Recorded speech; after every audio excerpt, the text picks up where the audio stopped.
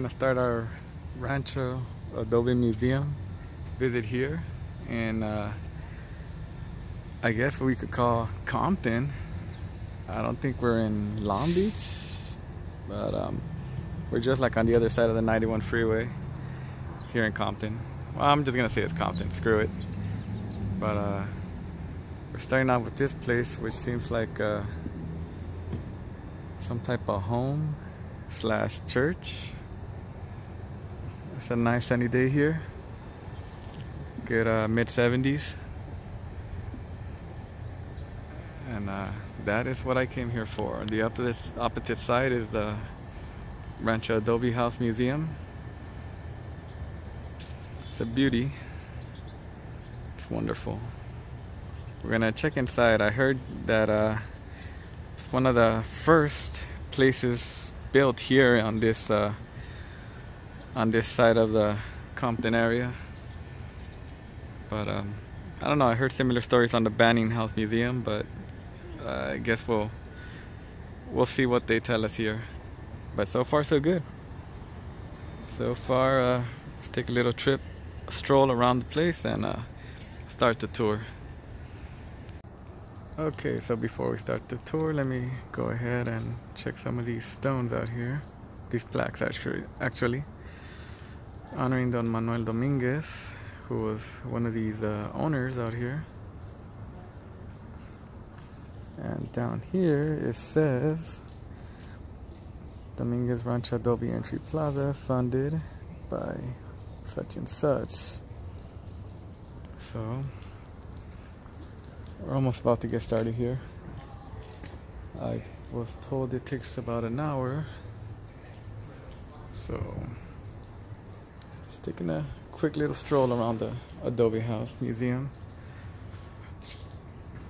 See how interesting the inside of this place is. See what the old school.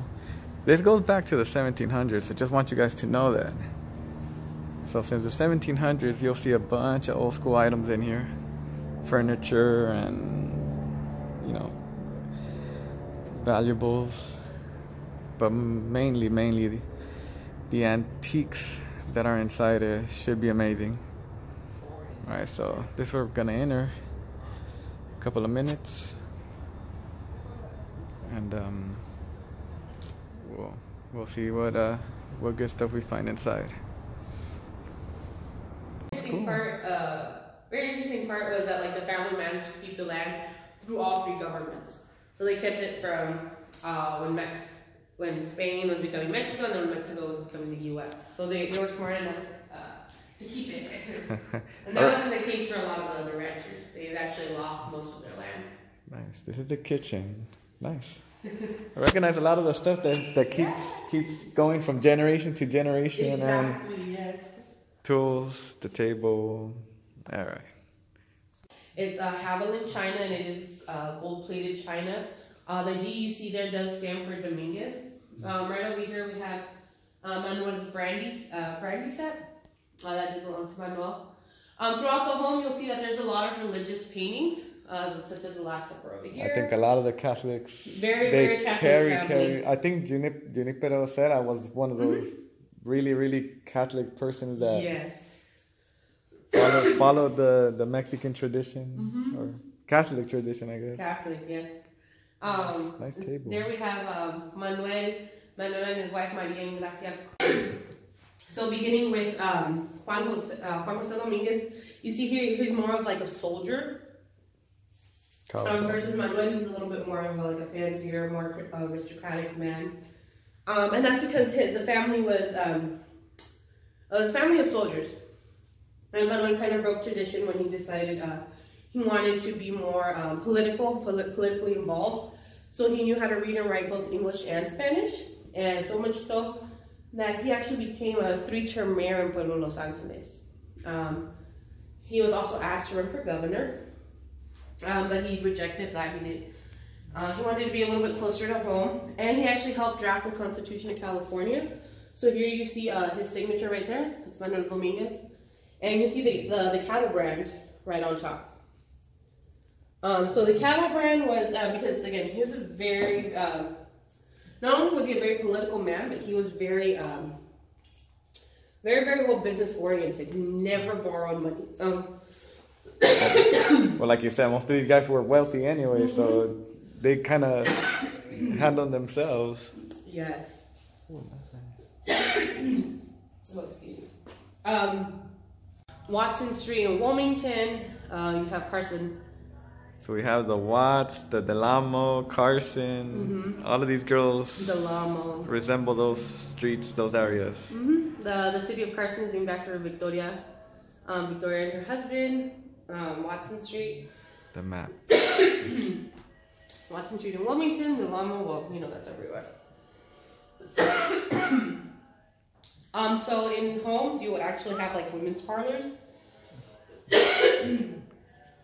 you would have like women's parlors. So here's where the girls would actually come and drink tea, practice music. So, oh my God, I'm sorry. It's getting to you now. Yeah, it's like all the dust. All the dust. Yeah, I usually don't give a tour, so this is out. So yeah, this is obviously in other homes they don't really have women's parlors anymore. It's a nice antique table. These ladies, they look kind of like could be an abuela, could be a tia. Yeah, that's actually Maria de los Reyes, the youngest daughter, and we have Susana right over here. Right here she's in like traditional California clothing, which is usually like a mantilla around the head. Black was a very popular color, and also they would wear like these really big. Here's an actual photo of Susana. Oh, wow. And the same chair that's in that picture is right. Is this big chair right here? And then on the other side, you have Dolores, her other sister. So this picture was actually taken in Susana's home on Wilshire Boulevard in Los Angeles. And then here, these are like the first oil paintings in the South Bay. And they were painted by Solomon Nunez Carvajal. And he actually painted these as a thank you to the family because he took them in when he was really sick. And he stayed here for about a month. Oh man, I have a thing with pianos. I everywhere I go, I always go. If there's a ghost here, he's gonna play the piano no matter what. Well, we have 3 of them here. That's why I'm always like every single place I've gone that I've seen a piano, I'm like, all right. So if you guys are here, play the piano or play one key or anything. Oh. Until this day, nothing has happened, but someday. Yeah, but you know what? That's funny that you mentioned that because music was actually considered like a big source of entertainment. So usually like in fancy or Victorian homes like this, you would always see that there was a piano. Usually it would be like either one of the girls in the home who had to play. They gave birth to all 9 of 10 of her children in this bed, and then Manuel actually passed away in this bed as well. That blanket did belong to her, as well as the armoire and the nightgown.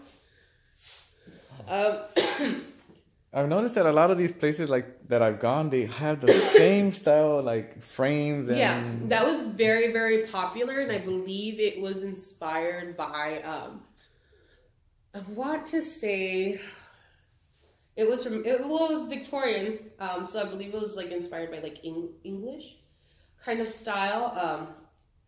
So, and if you see back east, they actually have the plantation.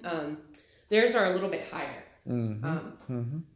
But yeah, like so again, it was inspired by like the Victorian era. And something really interesting that I love to point out is this piece right over here. If you look at that, it's made out of human hair and wire. What the hell? So yeah, because back then, remember, photography wasn't invented just yet. And if it was very hard to get an actual photo. So they would actually cut pieces of your hair and make a wreath with wires. And that's how they would remember you by. And they would also make like little brooches with your hair. The things they did back then. Exactly. Like that makes you think like, well, you know the expression hitting the hay? Well, that's because back then you literally had to hit the And this is just a regular sleepwear? Yeah, regular sleepwear. That's this is actually an armoire, or now you call it like a cover, big old closet cover.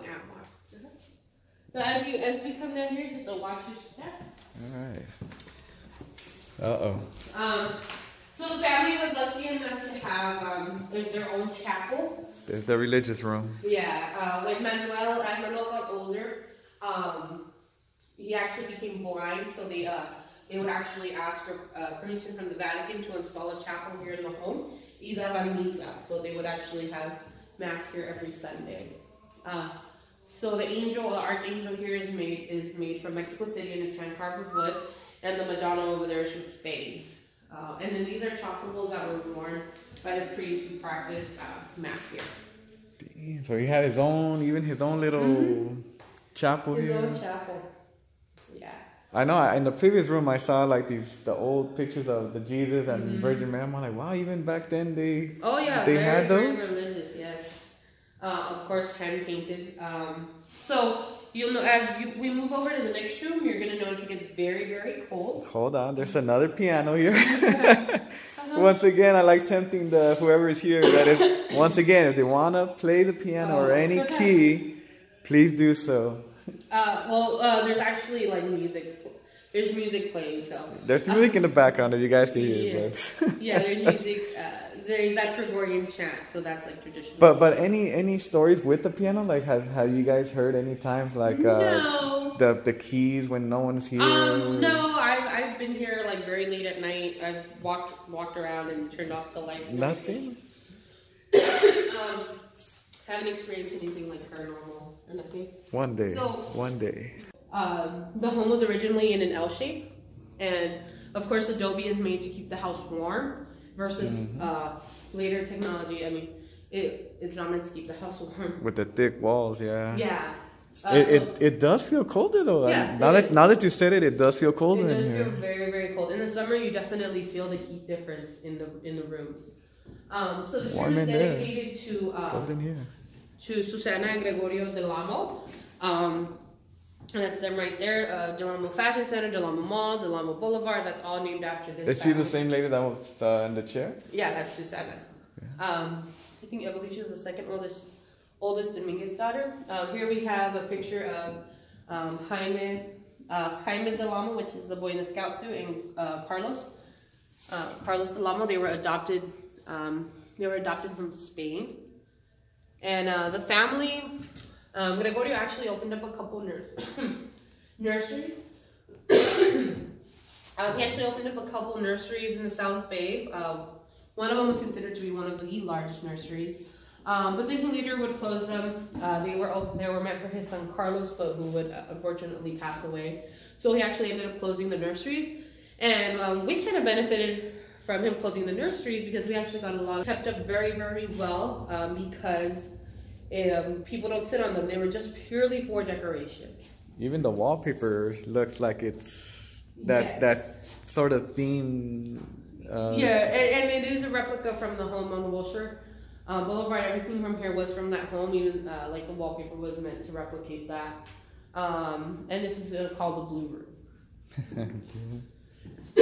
Nice little Asian. Very, very pretty. Right. Yeah. Oh my God! Here we go with the dolls. But yeah, again, actually, these were very, very. They're German porcelain dolls, very expensive. Back then, this was a huge deal to actually have one of these dolls. They didn't belong to the Lotus's sons. They belonged to the granddaughters who would donate them to the museum. This one is alive. I could tell it's alive. It wants to do. And again, the third piano we witnessed already. So one more time, if there is anyone here, feel free to play that piano or any key. Yeah. Oh, and Dolores here, that's actually a family picture. But you won't see her husband or her fifth child. That's because her husband would pass away 10 years into their marriage. And then a couple months later, after he passes away, their daughter would pass away. So she wasn't even a year old when she would pass away. So the name Dolores, I think, was well-deserved. Very tragic. Yeah, Dolores. That's why we have the black dress there to kind of symbolize that she was a widow. But also to showcase that back then you would actually wear black after you married. You just wore black for like a short period of time to show that you were a newlywed. And after funerals. And after funerals. When you would mourn your Your husband. or someone who would pass away. So James Alexander Watson was a Texas Ranger. He later became a lawyer. And this family lived in Wilmington. Here's a picture of their home right over here. Yeah, so there's a picture of their mansion. Yeah, that's huge. And the keys are right over there. Those are the keys to that home as well. So the home isn't there. That home used to be where the Arco refinery now is. So that home was obviously sold off later on. So that big area where the Arco that used to be where that home was. Wow. Yeah. Kind of wonder why didn't they make it like the Banning or something, like make it a museum where people could. Well, you know, back then I don't think that was like their maybe it wasn't their priority. They probably thought, well, we'll make more money doing our gasoline business. Yeah. But then again, these homes are also very, very old, and there is very hard for the upkeep. You know, there's termites and all that stuff. So maybe that might have been an idea too. Maybe it was just too hard to keep have a good upkeep with the home. All right, we'll move on to the Carson room. And do something. I'm waiting. This room is from the Carson home. And the Carson home used to be right next door. When they sold off the property and they were actually demolishing the home, they noticed that the chimney was actually able to come apart piece by piece. So like kind of like a Lego set. We had the piano. Another piano, people. Yeah. I'm starting to guess that these people really like pianos. Yeah, like again, I mean, in almost any Victorian home that you go to, you will see that there is a piano. So it was just something that was just a real big thing that, again, big source of entertainment. So in every home you see there's a TV. Same thing back in the 1800s. Every home there was a piano. Everybody liked hearing that musical piano. Yeah. So, but there's a wax cylinder player right over there. So the little cylinders you see on the table and on the floor, they're actually different songs. So you would actually place them in there, and then it would actually play a song. Even the furniture is custom made to the Dominguez family. So if you see like the brand right there, it's the shape of a lemon. It's embedded into the furniture.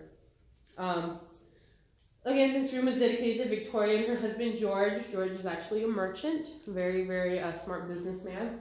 And they had 15 children. So the city of Carson is actually named after George Carson and one of his grandsons. Any questions on this room? So, I mean, everybody who actually stayed here was just like just stayed together, in other words? Because it seems like every family member had their own room, right? Or... No, that's just the way the museum was designed. The three unmarried daughters, we talked about the three that were married, but the three unmarried daughters did have a room here at the museum.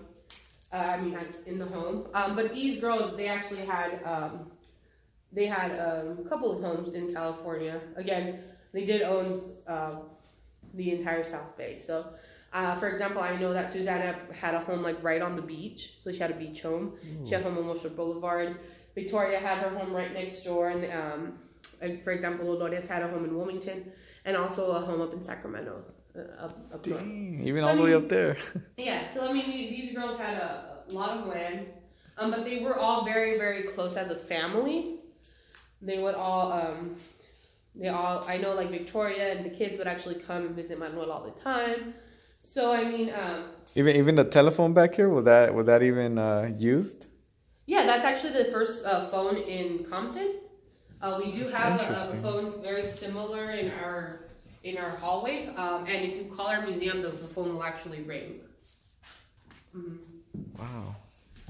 All right, guys. So that was pretty much it here at the Rancho Adobe Museum in Compton. I'm just gonna finish checking out this place from the outside, and we'll see what good stuff is out here, because she said there was some stuff back here. Well, the part of the outside kitchen.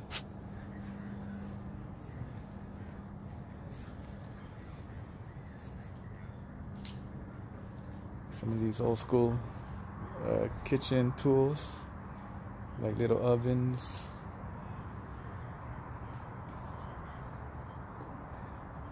I'm pretty sure that's for clothes. That definitely has to be for clothes. There are little oil stuff.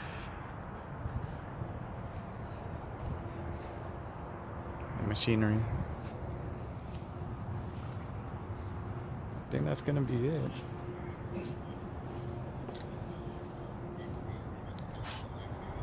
Yeah, it's just the outside corridor, I guess. The other side of the Adobe that people usually miss.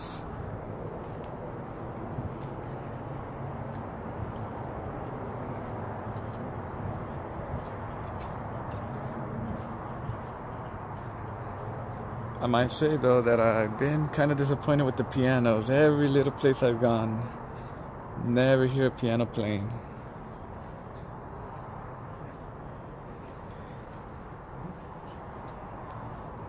Look at all these old school bunks.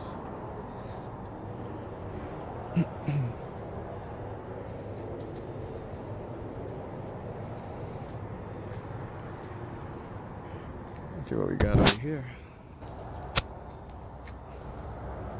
Alright, so as we know, very religious people.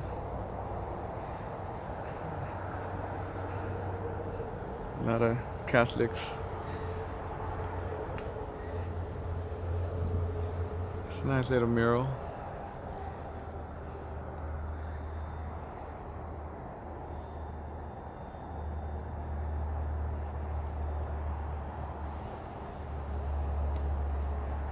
Surrounded by angels.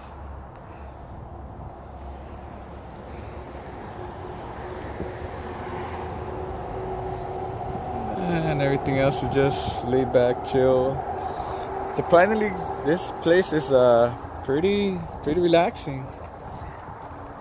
I wouldn't mind coming someday to have a snack or just relax, stay away from the world for a little bit. It's very calm, peaceful. It could just be the weather, because my God, the weather's so beautiful today. But still, I mean, nice place to chill, kick back, and just relax. Yeah, not going in there. Nothing but cactus, agave, Mexican plants.